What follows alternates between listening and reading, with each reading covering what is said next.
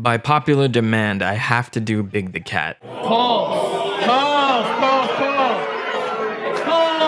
And I know you all weren't expecting this one so soon. I just had to do this one out of order because I love this creepy massive ball of fur. He's appeared in all these classic gaming hits like Sonic Adventure, Sonic Heroes, Big's Big Fishing Adventure 3. Alright, so I just picked him because it's April Fool's Day, but let's get into the origins of Big the Cat, because he actually has some lore that I can talk about, believe it or not. I'm TheMentok and welcome to my Origin Oracle segment. Please do me a huge favor and like the video if you enjoy it, and I would love to get this non-subscriber ratio down, so I'll put all of my integrity aside and beg you to subscribe. But seriously, YouTube hates me, so help me out if you can.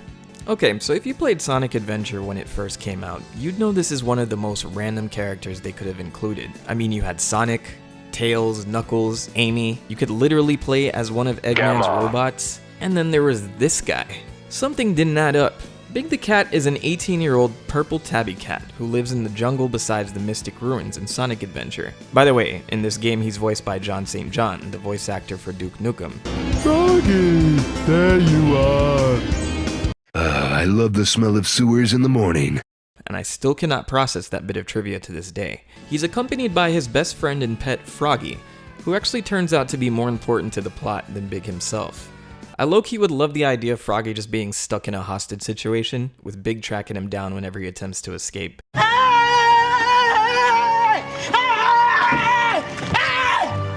are you running? Why are you running? You could kind of spin the plot to support this, but let's not think too hard about that.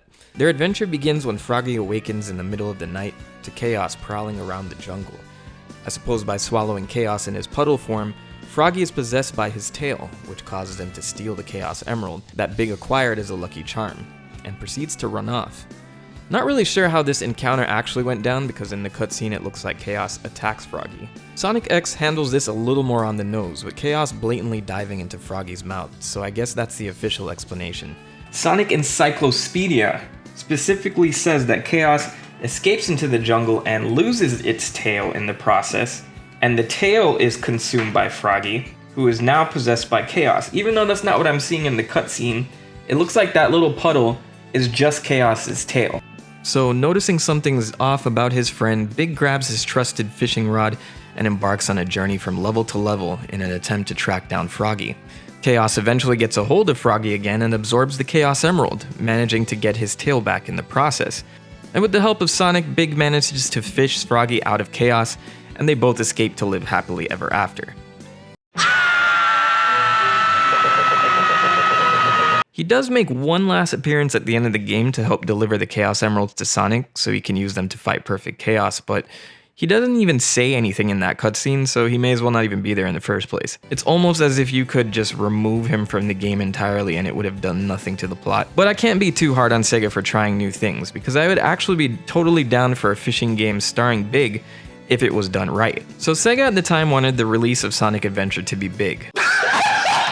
They included several different gameplay styles in addition to Sonic's high-speed action gameplay, and decided it would be a great idea to slow things down a bit with a character that didn't have to rely on speed and movement all the time. Hence we got Big the Cat and his fishing mechanics, but why did he have to look like this? I mean, look at how he scares the shit out of Tails in this one cutscene.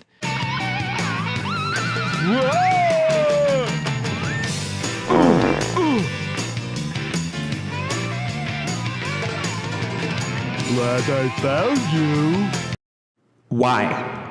But I suppose what we got was a lot better than the previous concepts, because having this run around with glowing eyes probably would have been too much for me as a kid. Normally this is the part of the video where I talk about how the characters were conceived, but there isn't a lot of information laying around about that either. Big would return to make several cameos in games post-Sonic Adventure, and was even a playable part of Team Rose in Sonic Heroes. But none of this really tells us more about this character. Not where he came from, why he's stalking the Sonic cast in Sonic Adventure 2, why he's hanging out with young girls almost half his age. But I decided to move along to the one source of Sonic media that has never failed to give me some answers. And yes, that is the Archie Comics. So I know that like button must be looking rather juicy and thick right now, so hey, just give it a nice slap, kapow. Alright, cool, let's move on. The Archie Comics actually included our boy Big and gave him a proper backstory. He comes from a Mobian cat race known as the Felidae, residing in the jungles of their cat country known as Pai Misterioso. Big is a bit of a loner though, as his people are rather barbaric in comparison, which includes rituals like eating their young if they get out of line, torturing hostages, and fighting to the death to solve disputes. Jesus Christ, could you imagine an alternate dimension where Big partakes in this kind of thing? That'd be freaking terrifying.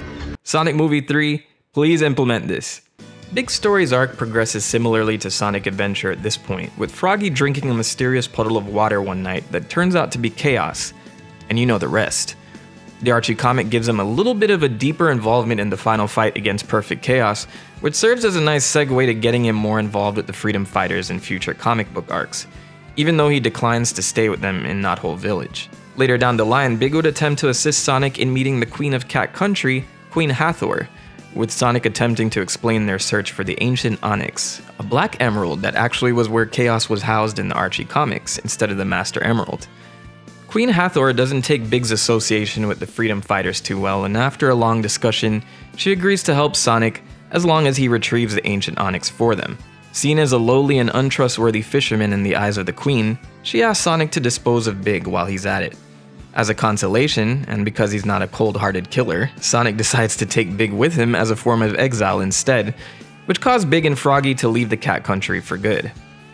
It's not the greatest storyline, but it's definitely something for Big, and I say it again, it leaves a lot to be desired for these characters in-game. Not saying that the series needs any intense lore for the characters, but it would be nice to get some inkling of their past or origins here and there. At least something for the fandom and community to kind of chew on every game or so, you know? So my children, that's it for Big the Cat. Please leave some comments below if I missed anything, and of course feel free to drop any characters you'd like to see the origin breakdown of next. In the meantime, I'll continue to work on part 2 of Mario's Little Origin Oracle, so until then, be safe. The Prophet has spoken.